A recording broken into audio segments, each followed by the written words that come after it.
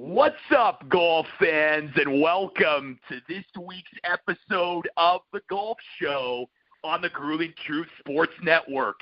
I'm one of your co-hosts, Lucas Weiss, here with my other co-host, who happens to be from sunny California. Well, help me welcome to the show, Steve Risley. Steve, how you doing? How's California these days? It is, we moved out here about a year and a half ago. In the first 10 days I lived here, it monsooned on us. It rained every day. Our pool, we rented a house, the pool overflowed. We had to drain some of the water out of the pool. And I swear to God, Lucas, I haven't seen rain since. You sit out here, you would kill for a rainy, thunderstorm-filled weekend of just hanging out in California, listen to the rain hit your roof, smell the rain hitting the concrete, and laying around and indoor watching sports. I understand why professional sports teams don't get a lot of support in California. There's just too much other stuff to do and no bad weather or cold weather to drag you in the house. But it's great. California's same. Got 97 degrees here today, not a cloud in the sky. We live on the flight path to the private airport. We're all jealous. Yeah, you think you would be, I tell you, but being from the Midwest, you miss the seasons. You really start to miss the seasons. Yeah. And being from Canada, Steve, we are defined by seasons. So yes, you are. That's for sure. But 90% of them are cold, and 90% of them are cold. Yeah, definitely. We're used to our winter. But anyway, hey, in all seriousness, before we get started on golf today. Stuff. Yeah, in all seriousness, before we get started on golf today, I think some things to be poignant about. First off, we need everybody in Canada and any racing fan or anybody to say a little prayer for Robert Wickens today. He's an Indy Racing League driver who was involved in an incredibly serious accident at Pocono International Raceway yesterday. Aside already mending his two broken ankles and his broken arm, he now is going in tonight for spinal surgery. He and his teammate, James Hinchcliffe, who is also a great Canadian driver, who was injured severely in Indianapolis a few years ago, both were injured in the accident. It happened on lap 4. Hinchcliffe was able to walk away pretty much with a lot of bruises and bumps, but Robert Wickens is a very promising young driver in the Indy Racing League. Very serious situation right now with going into spinal surgery. Mm-hmm. So we all want to make sure that everybody in Canada that's listening to us and everybody that's a racing fan says a little prayer for him tonight that he pulls through this, is able to get his life back together, first and foremost, but secondly, hopefully get back into a car again and run again, because that's what those guys live for. So prayers to him tonight. Secondly, on a little bit more fun note, we want to congratulate the Canadian Little League World Series team who knocked off Mexico today 6-4 in an elimination game, knocking Mexico out of the tournament. Us as Americans, we look at this as we've taken care of one of our borders. Now we got to worry about the other. So that's the border to the north, which is probably the more friendly of the border that we have. So you guys picked each other off, and I think the winner of you guys may face USA, an American team next. I don't know how the actually budgeting and scheduling breaks down, but congratulations to Canada. Definitely not a lot of time to play baseball up there, but the Canadian Little League team has advanced and faced elimination after knocking off Spain. And the last time I saw the score of that game, Canada was down. And they came back and won that game. Yes. And on a walk-off home run or a walk-off run scoring or something along those lines. So Canada may be the darling team in the World Series this year, and I'm all for that. So what do you got? Well, it's always great to hear an American compliment Canadians. So thank you, Steve. But in other Canadian news as well, Canadian golfer Nick Taylor, we're obviously going to be talking about the FedEx Cup, but congratulations to Nick Taylor. He's the only Canadian to qualify for the FedEx Cup. He's in the top 125. He shot his lowest round of the year, Steve, shooting a 63 on Sunday at the Wyndham Championship, and that puts him in the FedEx Cup. So congratulations to him on a terrific season, and just going to now get better being in the top 125. And then the final piece of information, Steve, I'm actually right now covering on behalf of the Grueling Truth Sports Network the LPGA Canadian Women's Open. And this is a tournament that's taking place in Regina, Saskatchewan this week. All the top ladies golfers are coming to Canada to compete in a tournament that many people consider to be like a major. It used to be a major championship, but now it isn't. But many of the top lady golfers come to Canada. Of course, we have Brooke Henderson, who's the top Canadian women's golfer. She had a great tournament in Indianapolis last week, so hopefully she can come and play well here to be the second Canadian ever to try to win the Canadian LPGA Open. So I'll be here this week, and you should definitely check the Grooving Truth website, as I'll be having articles being published very soon about all what's up here north of the border at the Canadian LPGA Open. Yeah, and last week I followed the LPGA in Indianapolis because they play at one of the greatest venues in golf of all time. They play at the Brickyard Crossing, which actually is a Pete Dye designed golf course. It's actually built in and around the Indianapolis Motor Speedway, with 5 of the holes, yes. 4 of the holes being inside the infield of the track. And I used to be a member of the men's club there when I lived in Indianapolis and played there regularly. And there's nothing neater if you're a race fan and a sports fan than to be out playing a golf course. And they tested Indianapolis virtually daily. Either NASCAR's coming out there, or the road course cars are coming out, or the Indy cars are testing. Goodyear's always running tests. And when you're out there playing the course, you hear the cars going around the track. It is quite a spectacular event. So I purposely followed that event because if you ever get a chance to be in Indianapolis, and you definitely want to make sure one of your destinations, if you're a golfer, is to go play the Brickyard Crossing golf course, because it is chock full of history. It originally started as a 9-hole course, and Pete Dye came in and made it an 18-hole championship course. The senior tour players have played there, and the LPGA's played there for a long period of time, and it's a great course. And we will certainly recap the Canadian LPGA Open next week on our show next week. With that being said, let's head into the Wyndham Championships. What do you think? Yes. Well, what a tournament, Steve. It was the final PGA Tour tournament of the season before the FedEx Cup playoff. And American Brandt Snedeker went wire to wire to win his 9th PGA Tour victory. Of course, in that wire-to-wire victory, Brandt shot, of course, a 59 in the first round. And the funny thing about this, Steve, is that he actually got a bogey on the first hole that day and then went 12 under the rest of the way to shoot that 59. He's only, I believe, the 11th golfer to shoot a sub-60 round in PGA Tour history. So definitely an elite company there for Brandt Snedeker. And I just think this, when Brandt Snedeker is putting like he did this week, he is one of the hottest golfers on the tour, and he can't be stopped. I mean, because he has, that ability to really turn it on and just dominate. So it's great to see him back in the winner's circle. Of course, he had been dealing with a sternum injury that kept him sidelined at the end of last year, and then it took him a while to come back, because at the start of this year he wasn't even in the conversation to be in the top 125 for the FedEx Cup. He definitely is that now, and after a really great victory this week at the Wyndham Championship. Yeah, and we'll address him more when we start talking about Ryder Cup possibilities. But the interesting thing about Snedeker was he missed the Masters because he wasn't qualified for it. And the sternum injury that he had, listening to the announcers saying that he went to 15 different doctors to try and figure out what he was, and they finally diagnosed it and said, this really is only an injury you can get from contact sports. This is very unique that a golfer would ever get this kind of injury to a sternum, because it's really only an injury that occurs through physical contact. So a lot of people were befuddled and baffled by that. And the other thing about it is that Snedeker is, I think, 45 or 46 years old. He's 45.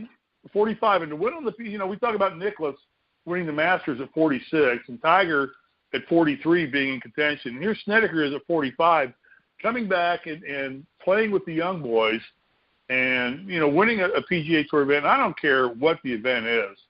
I know a lot of the big names took the week off to get ready for the FedEx Cup, but still, to win any professional golf event is a major and undaunting task for anybody. For him to shoot the 59 and then have to live up to that for the next 3 rounds, which they'll tell you a lot of times he'll tend to slide downwards. But, he kept his composure, kept his play. And at his age, I think definitely his stock has risen dramatically in just a very short period of time. And, again, we'll address that when we talk a little about the Ryder Cup a little later. But what were some of the surprises to you? I know for me, talk about Sergio Garcia. I just was not impressed. He missed the top 125. He looked like he didn't give a damn. And this is a guy who hasn't made a cut in a major since winning the Masters last year. Not this year, but the year before. Not made a cut. I mean, what do you make of that? And he's in jeopardy of making the Ryder Cup team in Europe. Well, yeah, and because this is a guy, Steve, who at the start of this year would have been a lock to make the Ryder Cup team. But now, not only does he not have the points to qualify, I don't think Thomas Bjorn should take him because, as you said, he just looked disinterested out there. I mean, he was leaving putts short. He was missing fairways. And it's too bad because this was a guy in Sergio. We all know Sergio. When he first came on the tour, he was the next young prodigy. He was the one who was going to win a lot of majors. Now, he blew some majors. He had some heartbreaking runner-ups in majors. But he finally won that one at the Masters where he played brilliantly down the stretch and won in a playoff over Justin Rose. But ever since then, it's as if he's just packed it in. I mean, okay, I got my major, finally did it, hooray, hurrah. And then now I'm not going to be interested in playing, at that high level like I used to anymore. So to me, for Sergio, he needs to take a hard look at himself, especially going into next year, and ask himself, am I going to really turn it up again and be competitive like I was? Or am I just going to be, be lackadaisical, be apathetic? And in that case, if I'm going to be that, I should just retire. I should just hang up the club because no one wants to see a shell of Sergio Garcia's former self. And if he's too busy, starting a family or whatever, he shouldn't be playing. So it's too bad, but he definitely is a shell of himself. Well, my thing is he a shell of himself, or is this the real Sergio Garcia who rose to the occasion, won tournament? Because basically, I mean, in his defense, he lost some majors because he was in the Tiger Woods era in his prime, and there's a lot of guys who've done that. All right, think of the number of majors Mickelson would have if Tiger wasn't in the fold, and how many more majors there would be. So, in his defense there, but is he really the second coming, wannabe second coming of Seve Ballesteros, or was he never really that great of a golfer who put his crap all together one week and went out and won the Masters? And I'm glad he did.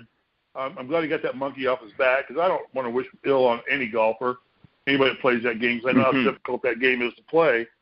But is this really the true Sergio who, and he's been a brooder his entire career. I mean, he's gotten into spats with Tiger. He's gotten into spats with other players. Yeah. It's not like this is an abnormal thing where he's had a baby, he's got married, and, he's got his major, and he's just given up. Did he ever really have it? Truthfully, it's a question I have. I mean, was he more hype than talent? I don't know. But it sure showed that way at the Wyndham. Because at one point, he was in the top 125 to qualify to play. And this is a guy that needs to, earn his way through a captain's pick onto a Ryder Cup team right now. And that, like you said, that wouldn't impress me a lot, the effort he threw out there on Sunday. And I watched that whole round today on tape, and I was like, oh, my God, this guy, I like with you. If I was Thomas Bjorn, I'm like, I don't know that but do you pass up on a Sergio who has the ability to have that flash of brilliance and make that move? The only other player of real consequence was – go ahead. I'll just say this. It's very similar, Sergio Garcia and Thomas Bjorn, very similar to what Jim Furyk has to deal with Phil Mickelson. I mean, Phil Mickelson hasn't been competitive at major. So let's just dive into that. Are we done with the Wyndham? Are we done with the Wyndham? Basically, Schneider moved himself into consideration. I think that's a big thing. The big thing was Sergio and Chad Campbell, the other former major winner, not being able to play their way into the top 125. Not that Chad was ever going to be considered for the Ryder Cup, but certainly here's a guy who's won a major and can't play himself into the top 125. So let's just move on into the Ryder Cup. And since we're in that area right now, we're talking about these guys.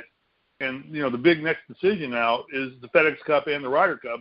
Well, let's just move into the Ryder Cup and get it out of the way. Then we'll talk about the FedEx Cup. So what do you think now on the Ryder Cup? I mean, you're right. Phil and Sergio, to me, are dilemmas now for both captains of both teams. I mean, what do you make of all this? Really, let's start with Sergio. What do you think? Would you put him on the team?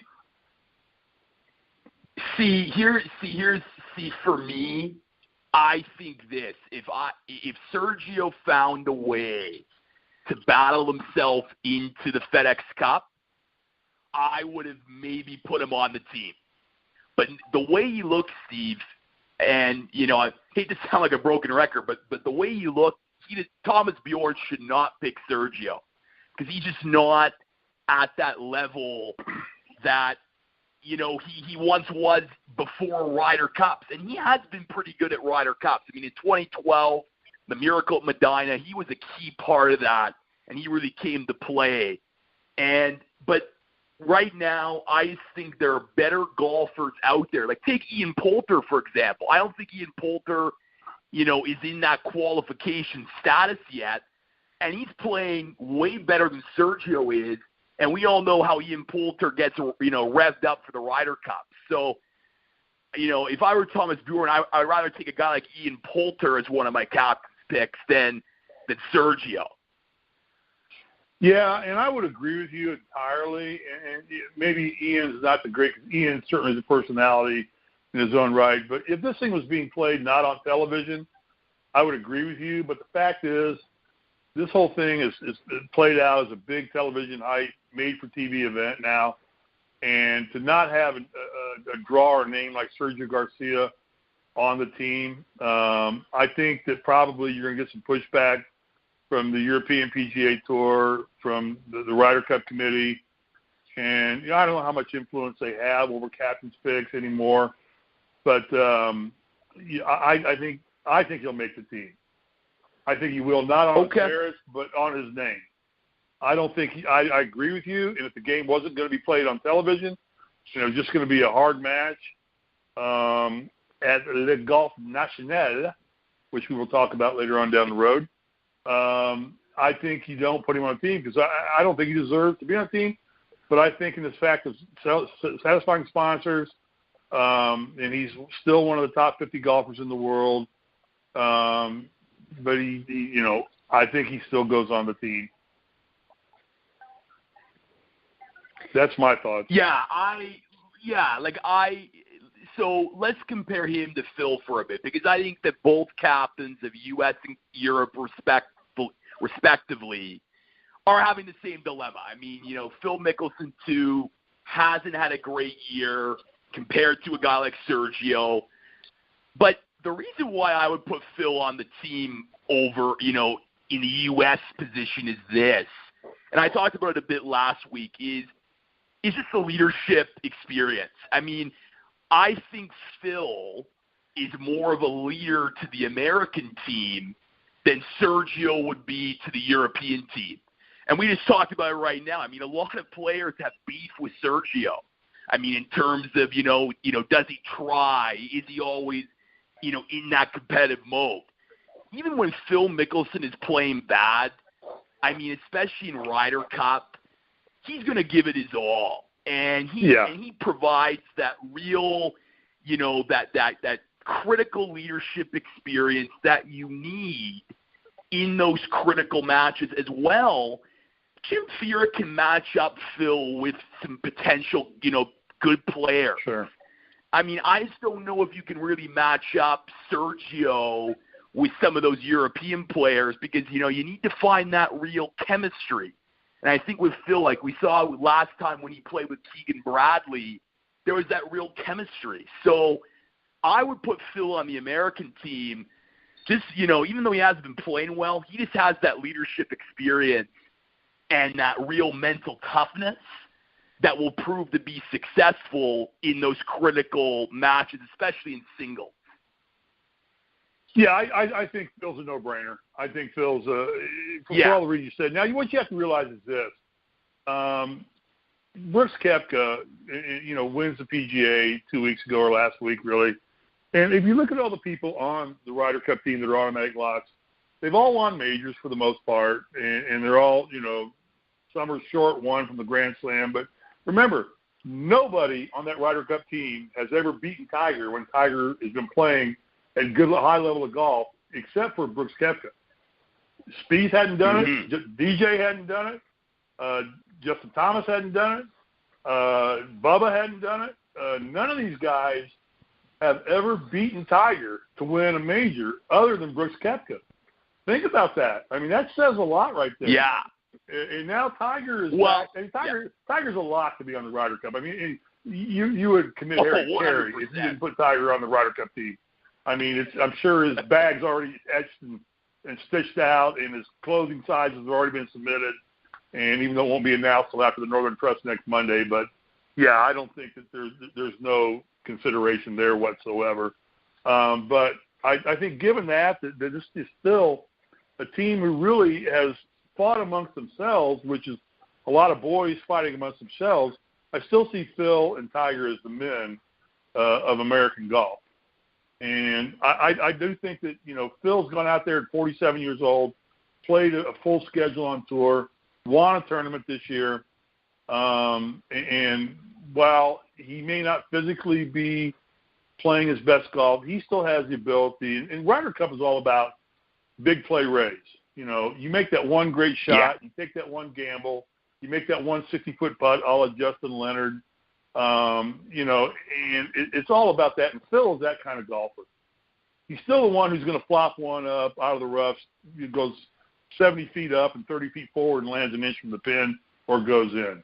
Yeah. So I think Phil's a no-brainer because of his leadership ability along with Tiger and these young guns who really, haven't faced the wrath of playing against a competitor of the stature of a Phil Mickelson or a Tiger Woods. So I think Phil goes on. I think Sergio goes on just because the European team needs the validation of having some marquee players on there. And, so I think all three of them make it. I'm disappointed in Sergio, but it's really been an MO that's been with him for as long as I can. Yeah. I think that's why a lot of people don't favor him much, is they favor Seve. Because Seve was the absolute opposite. He was a swashbuckler, and I grew up watching Seve play. And, that guy would, or what, I can lay up with a 3-iron, or I can take a driver out to hit it off the ground and go for the green. I take the driver. Yeah. My name is Juan Montoya Pablo, and I'm here to kill you. You killed my father. Whatever that was from The Princess Bride. Yeah. I don't think that's the exact quote, but, so and I think Sergio's just kind of felt like the chip's always been on his shoulder. He's always had to carry more weight than he's had to. And he's had to live in Tiger's shadow, and I think he took that harder than most people did. So I think all three of them make the Ryder Cup team. But that bodes well now. Now talk about Brandt Snedeker. The Snedeker, again, a veteran player who's a multiple winner on tour, comes out and fires a 59 and wins a tournament cover to cover. I mean, it doesn't happen very often where you lead throughout all 4 rounds and put yourself in that position.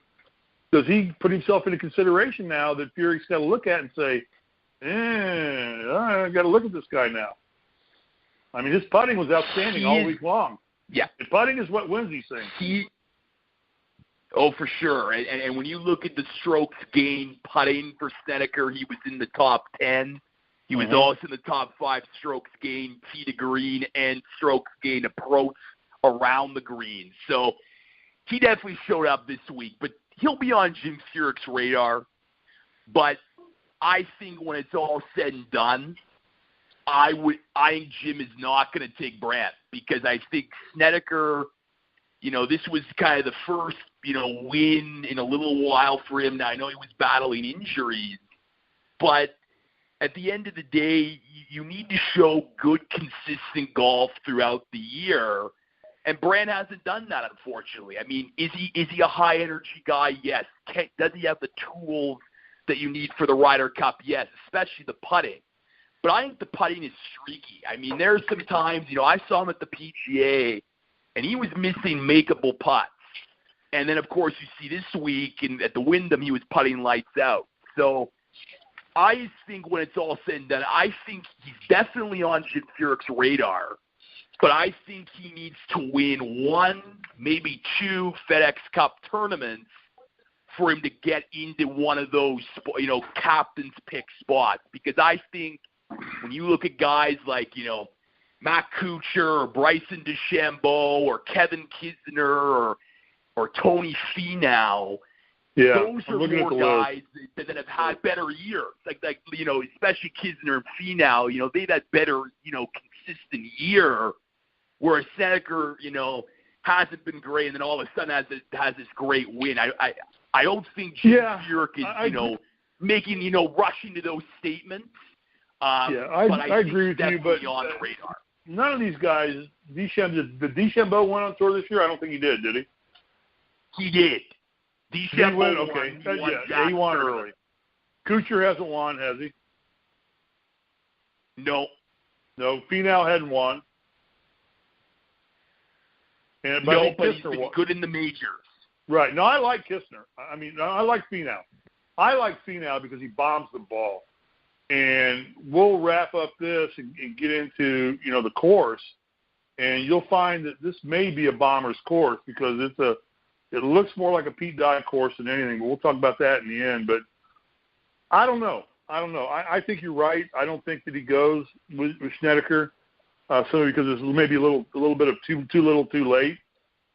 And there are some great choices out there, and some guys who maybe have earned it over the course of the longer duration to play. But it's going to be interesting to see. I think a lot depends on the Northern Trust and how guys. If Snedeker comes back and makes a run again and stays in the top 5 or 6 or 7, his stock continues to rise. Then you got to pick him. Then you got to pick him because of the momentum he's on. Yeah, if he comes up and carries this momentum in to the Northern Trust here coming up this weekend and finishes in contention, you got to say, okay, this guy's riding a pistol right now. Let's look at him. So that's what makes it fun, though. That's what happens as we wind down. For sure. And get into the top 125. So do any of the big stars in the FedEx Cup? Do any of the big stars take a week off? Yeah. Well, here's the thing. I think in the current FedEx Cup format, when there's 4 tournaments, a lot of top guys take at least one of the tournaments off, which I don't like. I think that's what makes next year's FedEx Cup format, where they're going to 3 tournaments, a lot more interesting because I think it forces all the top players to play all 3 tournaments. But nonetheless, I think a lot of them are going to be here at the Northern Trust. I think they want to maintain the position that they're in, or try to be in a top 5 position, so that they can take a week off, let's say at the Deutsche Bank in Boston, and then play the final 2 tournaments. As we all know with the FedEx Cup, if you're in the top 5 heading into the Tour Championship at East Lake, all you need to do is win the tournament and you win the FedEx Cup. It's not like, someone who's, 10th or 25th and needs a lot of help to happen. So I think, you're going to see all the top guys, I think, here this week. I think you're going to see Koepka, you're going to see Tiger, you're going to see Steve, DJ.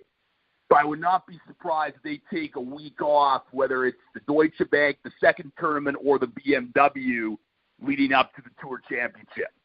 Well, and first off, I agree with you. I think that if you qualify, it's mandatory that if you want to win, you play in all 4 tournaments. Exactly. That's a qualification thing that as long as you're eligible, if you don't play, you disqualify yourself from winning it. Crap. Who of us wouldn't love to go get paid the money they get paid to play golf for 4 straight weekends in a row on championship course? Yeah, it's manicured like they were. Are you kidding me? You act like it's going to wear you out? Yeah. You guys are professionals. You're trained to do this. Go play golf. This is your showcase now. You guys all need to play. If you don't play, you're disqualified. So take the week off, set it out. Set out the whole tournament. You're done for the tournament. So I think that's rule number 1. I agree, Steve. And I think that's why they're moving it to 3 tournaments. So I think that's good. They're moving it to 3 tournaments. And they ought to make it mandatory. You have to play in all 3 to qualify. You got to play the first 2, to get there. So I think that's first and foremost. And then, I think Tiger and Phil definitely need to be there and play, show leadership, if nothing else, show their commitment to the Ryder Cup program. I'm sure everybody else will be wanting to improve their stock. I know all the guys that are in contention for a captain's pick are going to be there. So the Northern Trust, benefits because they're going to get a full field. They're going to get everybody. Mm-hmm. I think a lot of people will reevaluate after this because 3 of the 4 captain's picks I think will come after the Northern Trust. Is that correct? Yes, that's correct. So then you may see a Tiger say, I'm going to skip the next tournament and take a week off and rest because, I want to, and Phil may say it if they're selected in the first go-round. Then you may see a decline. But I personally think, like in NASCAR with their playoff system, you miss a week, you're out, you're done, and you're going to recover. Here, the way the ranking points are with Tiger, and Tiger being 26, he can take a week off easily and never take a hiccup. But I think Tiger right now is probably as competitive as he's been in the last 10 years, and probably doesn't want to play that game right now. I think he's enjoying playing, and I think Phil needs to prove that his game's worthy. I know Snedeker's going to show up because he wants to show up, that he's not a fluke on a 1-week exemption here and things of that nature. So it makes it a lot of fun. The way it played out for the end of the season, I think it makes the FedEx Cup a lot more fun and a lot more interesting to watch. It's a good thing for golf. Yes. And I think a lot of the golfers really care about it, Steve. I mean, which is important, and especially now the FedEx Cup is really, locked into the PGA Tour season. I think a lot of the golfers now, they really care about this, and they want to win that $10 million at the end to be crowned FedEx Cup champion. Yeah, and, of course, Tiger's the only player to have done it twice. He's the only 2-time winner of the FedEx Cup. And, I think there's a lot of bragging rights at stake there, and to know you got an annuity for $10 million sitting there in case you blow all your money on yachts and jets and fast and loose women. Tiger's at least got $20 million sitting there that he's going to be able to fall back on and probably not lose too much of his lifestyle if he's got that sitting there. And probably another $10 million down the road would be nice. But anyway, I don't think that's going to happen. But lastly, let's talk a little bit. Now, I did some research and looked at this golf course, and it's called what I say was La Nacional. What word am I? Le Golf National. Le Golf National, which translates to the golf course in Florida, or French golf course is what it translates into from what they told me. But I looked at this course, and it's 45 holes. It's a fairly new construction, and I would have looked at it, and it was 2 French guys that designed this course, but I would have thought they ripped off everything that Pete Dye's ever done on a golf course. I mean, there is water on every hole. There is risk-reward shots. There is replicas of 17 at Sawgrass. There are railroad ties throughout the venue. I'm kind of befuddled as to why the European team would choose a course like this, which kind of plays more into the Americans' hands than it does into the European style of what we know. And I know not all European tournaments are played on links courses, and maybe not as many as we think they are, but still, you look at the expertise of the Europeans is the weather and the wind and the ability to avoid disasters and play the role, play the bounce, where the U.S. mentality is target golf. And this course definitely plays target golf. And I'm surprised a little bit that the French would, or the European team would select a venue like this, which I think plays right into the American hands, because all these guys are bombers, which is why I think Finau's a great. The fairways are fairly wide open.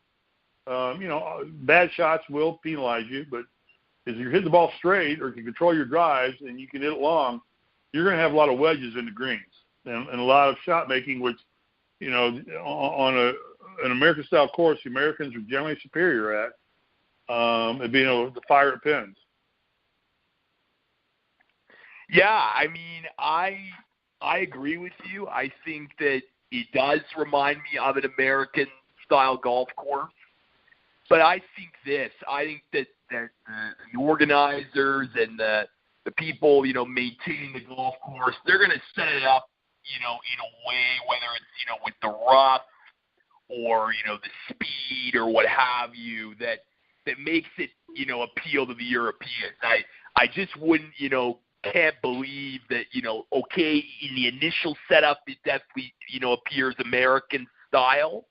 But I think, when it comes to that week, I think they're going to try to find stuff that can appeal to the European golfer. Because I think that the Europeans have probably played this course more than a lot of the, guaranteed qualifiers that the Americans have.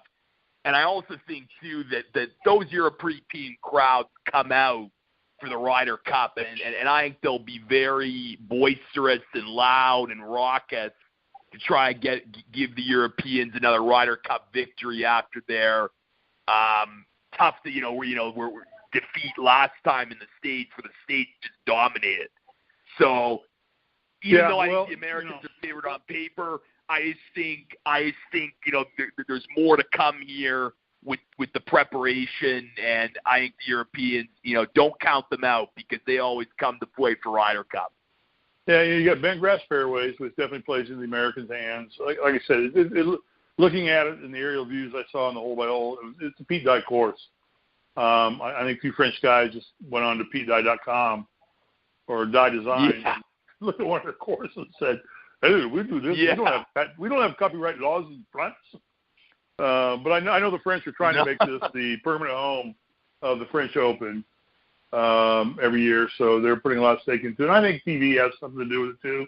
And I personally kind of hope that I still am enthralled with Belle Reve and the way that course was set up, that allowed players to take risks, execute shots, and play to win and not play not to lose.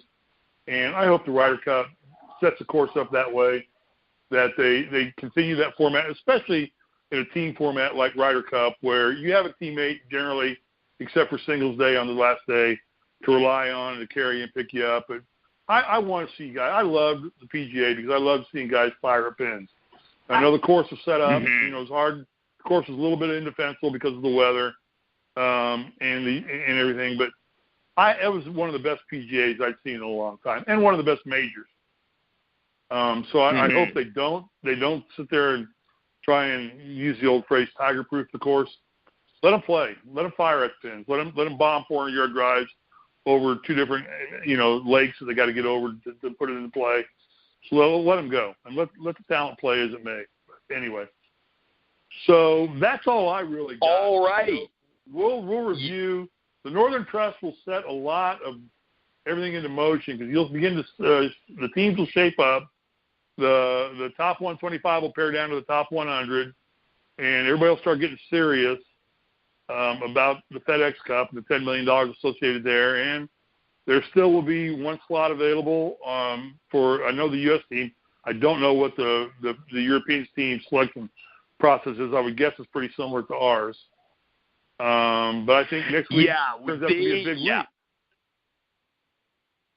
Well, for sure. All right, Steve, we're going to wrap things up for this week's edition of the Golf Show. Of course, you can catch us next week, where we're going to, of course, recap the Northern Trust Open, the LPGA Canadian Women's Open. We're going to continue to talk about the Ryder Cup and of course, the captain's picks. And we'll also preview the second leg of the FedEx Cup, which is the Deutsche Bank tournament in Boston. So I want to thank everyone for once again tuning in and listening to the Golf Show on the Grueling Truth Sports Network. The Grueling Truth, of course, can be found on Spotify, iTunes, iHeartRadio, Speaker, Stitcher, you name it, you can find the Grueling Truth Sports Network. So, for my co-host, Steve Risley, I'm Lucas Weiss saying so long. You've been listening to The Golf Show on the Grueling Truth Sports Network, where the legends speak.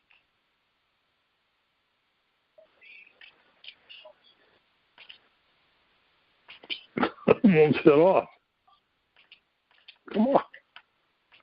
Hang on. Oh. All right, we're off. All right. You there? Perfect. Yeah, I'm that was here. a good show.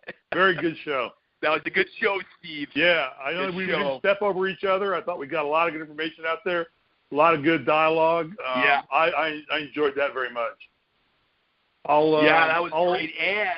And there were no interruptions on my part. So your audio was great. Yeah, your audio was great. Hopefully I came probably because I'm in a hotel room. So. That may help. Better Wi-Fi. That's okay. But no, I thought it was a great show. We're playing off each other well. We're getting better with each other. We didn't step over each other. Yeah. We both had good insight into things, and I'm very proud of that show. This will sound good. If we get people to listen to it, we'll see. All right. I'll let Mike know he's up for edit, and he'll post it tomorrow. And good luck with your golf tournament this week. And plan on. I told you, the Board of Regents for OSU meets Wednesday. Mike and I are thinking. I just texted him back and forth that I think you were in on a lot of it. That maybe Thursday we kind of do a show on the Ohio State decision process. They're going to have to render some kind of decision. That's great. Getting into football, so they're going to have to make some kind of call. Either they let him go, or they say we exonerate him and he's clear to coach. And we can debate that. Yeah. So plan on definitely Thursday. We'll be back on Wednesday. Let's see what the topic is and what you've got going on at the tournament. We're debating whether to do the show on Wednesday. What fear is we may not hear the Board of Regents results by the time we want to air or want to tape. If not, we just thought about doing it on Thursday. Throw your input in there and let us know what you think. But plan on definitely Thursday. We'll probably drag you in Wednesday if you're not too busy. You're just becoming a regular part of the show. That's great. Perfect. Great job, Lucas. Have fun Steve. this week at golf. And I will talk to you here tomorrow probably. And Mike will post this tomorrow. All right. Enjoy the time with the dogs. Okay? Yeah, they're craving my attention right now as usual. Have fun. Good luck at the golf tournament. All right. Cheers. Bye-bye, buddy. Thanks so much. Bye-bye.